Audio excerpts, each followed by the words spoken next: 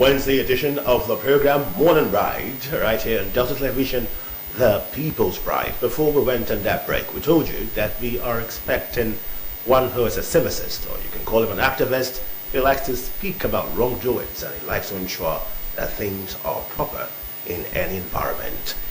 He shall be talking to us this morning, and he shall be talking about government performances and citizens' responsibilities. He is nobody else but civicist Rex Emojite Anigoro. He is the Senior Special Assistant to the Governor on Civil Engagement and Civil Society. It's good to have you right here.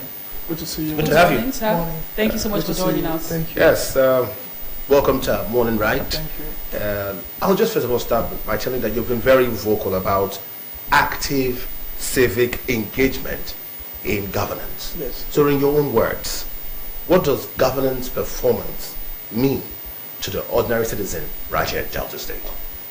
Well, first and foremost, let me congratulate Deltans for having 2 years of superlative governance in Delta State. Okay. Right Honorable Sheriff Francis Oborewori, in 2 years have been serving Deltans, and I believe Deltans can see for themselves, like they say, res is par loquitur, the facts they speak for themselves, that the governor is a citizen's champion who has been advancing good governance and taking governance to the doorstep of the people. Having said that, we must understand that governance is a social contract between the government and the governed. And before you get into government, you must seek to have the instrument, the legitimacy to govern, which has to do through election. In Nigeria today, you know that we do not have independent candidacy. So you must use the platform of a political party who sponsors you to contest for election. But to do so, you have to come with an ideas or values or set of plans upon which you engage people to say, look, this is what I want to do, this is what I think I can do, this is what I think we should go, the direction we should go. And then the people survey and look at what you have promised or what you are bringing before their table to determine if they are going to vote for you. And so that's why His Excellency came up with, in Delta State, the more agenda, which has to do with meaningful development, opportunities for all, realistic reforms, and enhanced peace and security. And then when you look at all of this, you have to look at the indicators to see if this is working in Delta State in the last 2 years. And I can say for a fact that the more agenda is working for Deltas, and now it's not just only working, it is coming with a renewed hope. Okay. Yes. Like you said, governance is a social contract between the government and the people. Yes. And the social contract here in Delta State is the more agenda. So let's start with the meaningful development. In 2 years in office, would you say the state government has honored its promise to Deltans and brought meaningful development to Delta State? Definitely yes. Okay, tell us because about even the devil will testify to it. The enemies, or I would not want to use the word enemies, the opponents of government have alluded to the performance of His Excellency's Right Honorable Sheriff Oborewori. First and foremost, Governor Sheriff Oborewori is a product of continuity. Leadership is continuum. Okay. He has been able to he inherited projects from the past government of superlative former governor, His Excellency Senator Dr. Ifeanyi Ato-Okowa, and then he has been able to move forward in that direction. One of the glaring example is the Ugele Asaba Road, that for over 15 years have been a project that people have been wondering if it will ever come to an end, if it will ever become, whether it is another white goose project or white elephant project. But today, you and I, even opposition, if there is at all, and I doubt if there's an opposition to that, to the government of His Excellency Right Honorable Sheriff Oborewori, will bear us witness that that road is now a wonder walking road. Where you spend like 3 hours before, you cannot spend, even when you are driving at a normal kilometer, not speed or on speed, 1 hour 30 minutes, 1 hour 15 minutes, depending on where you are coming from. And then it has reduced deaths on the road. You know, the cars are not even better, because when you are not running into potholes and all of that, then your car can now have greater life span and all of that. So that road first is a clear indication of infrastructure, meaningful development. Yeah. Let's go to Warri, or what some of my friends would call the Wado City area, is that you can see the bridges that are being built, the expansion that is ongoing, especially in the Wado part of the city.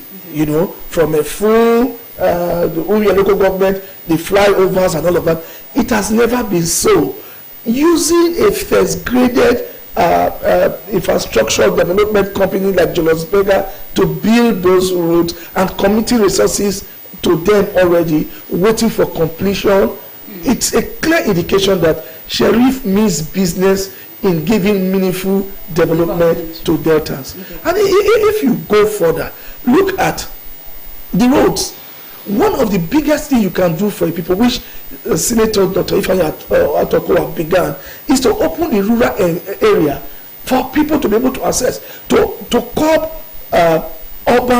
rural-urban migration. Now people even from the urban area wants to go to the rural area to stay, because so-called rural to go and stay. So somebody will say no, I'd rather go and live in Okmana than to stay inside Asaba. It's Mrs. Rex. Yes. Newsflash: Okmana is no longer a rural area. Let's take Bolu. But you see, we are not connecting much more than ever. Somebody in Udwori cannot go to work, maybe even in Uganda, because the road is no longer that chaotic road that we can offer. So he has been able to continue that rural development, ensuring that we can. What about our hospitals, health facilities? Because many times what people see is what they talk about, and especially if a particular area does not impact on you, you may not put your focus in that particular area. If, for example, you don't have health issues, you will not know what the governor is doing with health in Delta State. It may just be another story until, God forbid, you have health. Or you pay a visit to the hospital. And so that is why even the Delta State Contributory Health Commission is working wonders in bringing health, affordable, accessible, and qualitative health to the people, with the infrastructures or medical infrastructures in Delta getting better than ever. Okay, so Rex, how would you respond to those who feel that this development is tilted towards a particular area of Delta State? Or senatorial district. Senatorial district of Delta. They believe that it's not much in Delta North. That's how they simply put it. And they argue that it's towards Delta South and Delta Central, not around Delta North. How would you respond to But that is not correct. Government cannot satisfy the yearnings and aspirations of all the people at the same time. And then, like I did say, when governance, the area of governance does not impact on you directly, you think government is not working until it impacts on you. If you do not have a child that is going to school, you may not know what government is doing with education. If you do not have a child that is going to the university, you will not know what government is doing with education. And that is what brings me to education. Delta State has about 14 tertiary institutions in Delta, of which 4 are state-owned universities. 4 state universities. I don't know which other state have up to that in. That means Delta State government prioritizes education. And one of the universities, if not 2 of them, are in Delta North. We have the Delta State, Unidel, Agbo. Is that not Delta North? Yeah. We have Denis Osatebe University. Is that not Delta North? Yes. And so what are we talking about? We have Southern Delta University at Ozoro. That is Delta South. It's even Delta Central, where the governor comes from, that you don't have a new university that you will say, okay, this is, apart from the Delta State University of Africa, and then the campus of the Southern Delta University that you have in Orukbe. So you see, development is going on in Delta State, in all the 3 senatorial districts, the 25 local governments. in Delta State are having even development attention from His Excellency, Right Honorable Sheriff Francis. Not so long ago, you called on the SOPADEC to ensure that they, how do you say it again? You said they should bridge the gap between, they should relate with civil societies while carrying out their activities. Yes. Did you notice any gap before you had to make that statement? There might not be gap. Because you made that statement. Yes, if you look at a father and a wife, or a husband and a wife, and you see renewing vows for love, it's not because they were not in love. It's only asking for more. You see somebody saying, I love God, I love Jesus. I say, I want to love you more. So when you say, whatever we constitute to what you now call gap, means if I can grow, if I can grow from one place to another, you can actually look at that as gap. Because you said work more closely. Yes, work closely. And they are doing that already. And that is why I must give praise to the managing director of the SOPADEC, Chief Francis Oshonogo. Chief Festus. I must give praise to Chief Festus Oshonogo, the MD of the SOPADEC, for doing so well in engaging with the civil society. And guess what? I had a meeting with him today in Warri over civil society engagement and advancing the greater good of the people, especially in the area of climate action, taking climate action to the people, the area of social protection, and in the area of beating plastic pollution. I think that the SOPADEC is doing so much in ensuring that there's environmental sustainability in Delta State in line with meaningful. I don't know environmental agencies in Delta State. Yeah, environmental agencies. Because when I saw you having that plastic environmental day campaign, I was wondering if there are no environmental plastic people that you relate with them, or you by yourself? Yes, we relate with them, because my job in governance, civic engagement, is a multi-purpose vehicle, an omnibus vehicle that deals with any and every issue of citizens' concern. And you raise them before government, you become like an equilibrium You take the government to the people and take the people to the government. And then you look at ways of ensuring that there's citizens' participation in governance, because the government exists for the good of the people. And therefore, agencies, ministries, departments and agencies of government must do a 360-degree bottom-top approach to governance. They must aggregate what the feelings of the people are before they can have form policies that will impact on government. And that's exactly what we think Sheriff is doing very well. Governor Sheriff is doing very well in Delta State. Okay, I don't know if Francis has any questions as it concerns meaningful development. Now I'm moving to opportunities for all. Okay. I'm later going to go into security. Yeah, we'll talk about security. That is E for all. You want to move to E? No, let's go to O. M to O. Okay. Opportunities for all. Yes. The less privileged in the society. What has the state government done? And the youths in Delta State, because we won't talk about opportunities for all. We're talking about everyone in Delta State. Yes. What has the Delta State government done in the area of youth empowerment and reaching out to the less privileged in the society? The Delta State government, the governor of Delta State, His Excellency Sheriff Oborewori, has done magnificent in providing opportunities for all debtors. Okay. How do I mean? The first thing you look at is to look for the most vulnerable of the vulnerable. And then what do? You map and target them and give them hope and lease of life. Okay. And that is why the social protection program of Delta State government is top-notch. We have decades in Delta State that has targeted over 30,000 debtors and giving them hope for a living. And that, like I said, if you are not one of the poorest of the poor, because most of the time, the poor people, the most vulnerable people, do not have the platforms of expression. And so you will not hear them talking all of the time. Except you go to find them, you meet them, you do an event like I always do my Zoom engagement and have them to assess government. And some of them, empowerment programs, you would not know. And these are not political programs targeted at those who are recycled over and over. These are to the downtrodden people of Delta State. So there several social protection programs of the Delta State government that are ongoing, that targets the people in the rural area, the vulnerable people, and all of that. And I can tell you that Delta State government is doing so well in the pursuit of climate action, because what climate change does to a people is to even upend their economy. Because when you have flood in a given area, when your crops are not growing, when there is drought, and all of those things that, or circumstances that climate change impacts on, then you cannot advance. And that's why through the Ministry of Economic Planning, through the Ministry of Environment, through the Ministry of Water Resources, and multitasking or multi-dimensional relationship between these different ministries, including the Ministry of Humanitarian Affairs, government is reaching the downtrodden people and giving opportunity to all Deltans, regardless of your religion, regardless, not just only Deltans, but residents in Delta State. Yes, I give you an example. I just spoke about the Delta State Contributory Health Scheme. Over 2.5 million Deltas are presently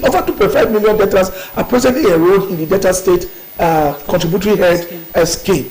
And I can tell you that many people who benefit from it, because it is a program for residents, not just only people who are from Delta, and even from the east, from Anambra State, who can access our hospitals with just 7,000 naira premium that they pay for the scheme. That's great. That's great, Solicitor Rex. So we'll move on, because I looked at the time. Our time is really far spent, and we have more to go. 2 more to go, actually. Because next we are tilting towards the more. Yes. Now, realistic reforms.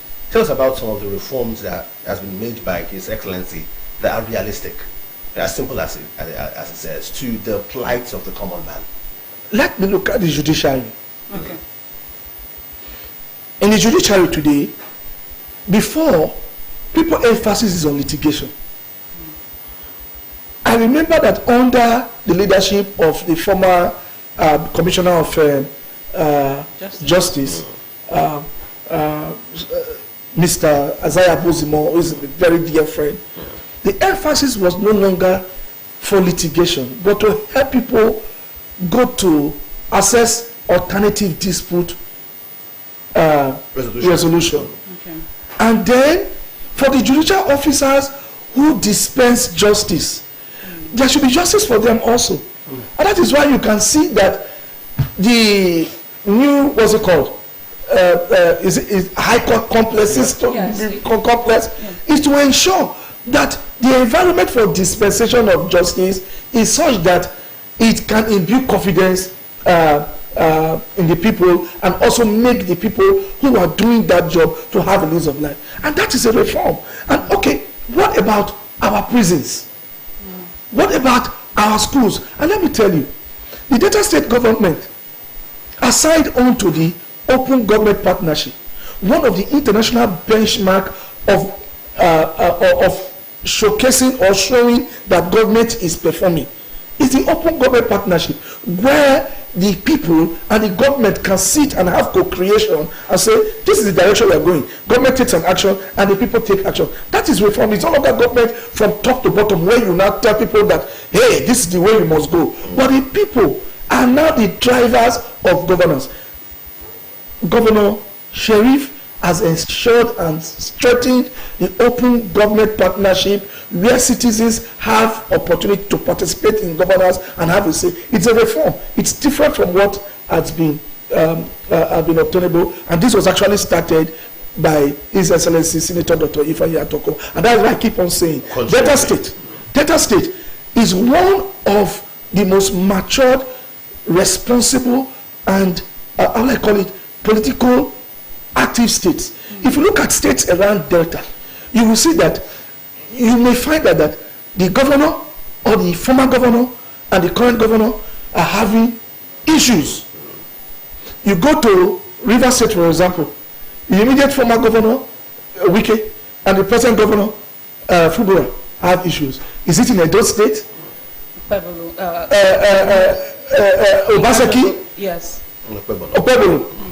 If you go to Bayelsa State, which is a little bit relatively peaceful, You see, there's a little difference. You go to another state, Mrs. Rex. you see. So when you look at, as we go around about this, yes, the common man, the question they're asking is, yes, how does this benefit Delta? Because when you don't have continuity, I just told you that the road project was started by Okowa, and if there is a disagreement between Okowa and Sheriff, and say no, this road, because you are the one who started it, I'm not going to complete it, it's going to affect the common man. Okay. If Governor Okowa, who began the contributory head scheme, and Governor Sheriff are not working together, that scheme will be abandoned. Who will suffer it? It is a 2.6 million, about 2.6 million debtors who are enrolled to the program that will suffer it. Okay, because of time, we've not even talked about citizens' responsibilities yet. So, enhanced peace and security, with the insecurity ravaging the country, would you say Delta State is peaceful? Delta State was once prided as the most peaceful state, or one of the most peaceful states in Nigeria. Is it still the same? Yes, Delta State can be said to be very peaceful when you look at it vis-a-vis what's happening in the Nigerian nation. Okay. Because the security challenge that we have in Nigerian nation is not a peculiarity to Delta State government or Delta State alone, and not a failure of Delta State government. The Delta State government has not failed in the discharge of its responsibility in providing security to the people. Okay. What we have in Delta State is like a flood. When you have flood, what does it do? It breaks both rivers and streams and enters into even your houses and even swallow it up. You will not say it is because the people in that particular area did not build their houses right. And then say, no, the house you built or the road you built was not good. No, it is a flood. Just like when the Cameroonian Dam was opened and the water filled everywhere. That's what we're having. The insecurity we have in Delta State is the porosity of our borders. Okay.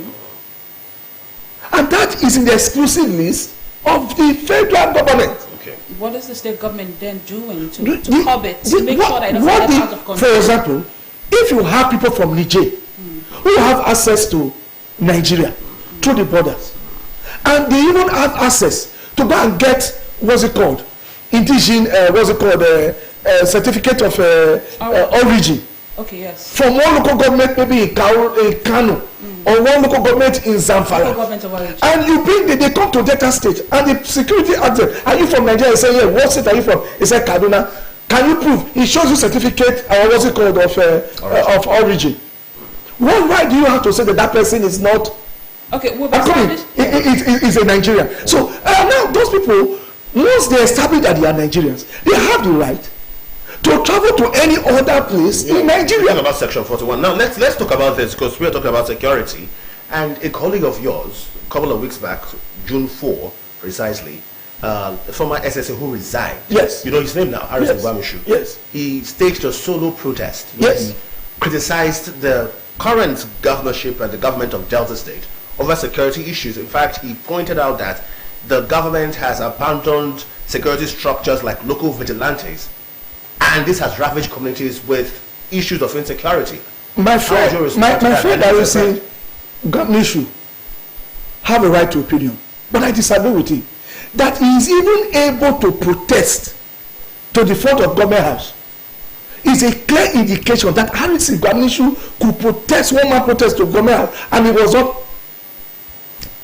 harassed, not beaten, not touched. Is a clear indication that Delta State is a peaceful state that can guarantee even the security of those who have divergent or opinion. Yes, I understand that. That they could allow him to be videoing and take the video of what is happening at the front of government house for more than 5-10 minutes. Shows the civility of the security people at that government house. What we are saying is that do not say there is flood, because there is flood. You now say that no, the government did not provide for drainage. Was Harrison Gwamishu right? That about what he said? That there's insecurity in the country. I just told you. State, and the state government has abandoned the state government security. The state government has not abandoned what's it called? Vigilantes. Local vigilantes. No, let me give you an example. You see, recently I visited His Excellency, the former governor of Delta State, Senator Dr. Ifeanyi Atokowa. And when we were having a conversation, he spoke to two issues. One, state police. And he talked about population control. These are not things you get in a day. It's just like when you are sick, you have fever, or you have, what's it called? A fever. And you've started taking medication, and you are getting well. Are you still sick? Yes, you are still sick, but you are getting well. It is work in progress. And so you do not say somebody who is recovering from being sick, you do not make it like a propaganda issue to show that the person is sick, as in it is abandoned, or the person has been abandoned. So that's exactly the situation. What we have is a multifaceted security situation. But what is the when for example, I remember there was a vigilante groups were being empowered so much in Delta State. The next thing we saw, opposition started saying, like what they are saying against state police now, is that when you bring state police, the ruling party will use it against those who speak against the them. state government empowered vigilantes in Delta State? Yes. Okay. My friend Mondo Ekwesiri, who's from my community, was part of that particular engagement. Have we seen the results, the effect of that empowerment? Are local vigilantes in Delta State effective in our communities? Because we're not going to sit here and act like we've not had cases. We all come from communities. Other states. We all come from communities. I'm from Mugene North local government area. In Ohoro, Agadama, all of those areas. If the people have overtaken your community. There was a case where a DP was killed at that time when they went into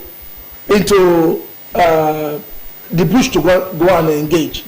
You don't just want to show that you have strength, you are doing something, and commit men who are going to die in warfare because you have not done your intelligence gathering enough. So just because you want to show that you are working, that's okay. The father of somebody should go to the bush to go and die. Does not make sense. You must build the capacity of those who are going to engage in that direction. You must also be able to know the people you are sending down to do that. Because what are we really talking about? Most of the communities have hand in what is happening to them. When because you want to collect money, you give land to people that you do not know their house addresses, where they come from and all of that, and all you care about is to take the money. And the people say, we have paid you for 6 years for this land. This land that we have paid for, you want to take it from us, we will not agree because we have paid you. You cannot even refund because, and then they start fighting. It is you who have committed your land into the hands of people you could not verify. It's just like a landlord giving boys houses without knowing their means of income and all of that, and all of that. And then you now see criminality happening in that area, and you say the estate security is not doing its job. No, it has to begin with you who gave your house out without knowing those who were giving your house to. And so when you are going to engage in that direction, you must now look at all the issues involved, analyze them before you take. So, activist Rex, are you saying that the people are the defaulters, or the people are the reason for insecurity in these villages? I just told you that. Remember that in Iguzo, it is multifaceted. Recently in Iguzo, multifaceted, because in Iguzo there was a little gathering of people. They had to not go to a massive gathering. Every religious body put those who are into diabolism, as we like to call it, but traditional people, they came together to swear, that's how they called it, lay curses on those who have been causing problems in their community. There's a curfew in Iguzo as we speak right now. And in several communities, there are challenges. Harrison Gwamushu also complained about a land agent who was killed around that area. Are we saying that it's because of the multifaceted area of people being involved in the sharing of their lands is the cause of all these problems? And what's the Delta State government doing or have done to avert this problem? That's what I want to I just give you an example. When you have a problem, the way you deal with the problem, you have short-term, mid-term, and probably long-term. And if that problem is multidimensional, it's just like you have ant in your sculpture. You're not going to use the sledgehammer to hit it now. Okay. What we have in our hands now as security challenges is like ant in your courtroom or your zip has touched your DC. You cannot say because you want to get the solution immediately, you are going to create more harm. Because, like I've said to you, our people are culpable in this. Okay, so what is the state government now doing to carefully remove the ants without hurting? That is exactly what security issue is strategic. And strategy is not public consumption.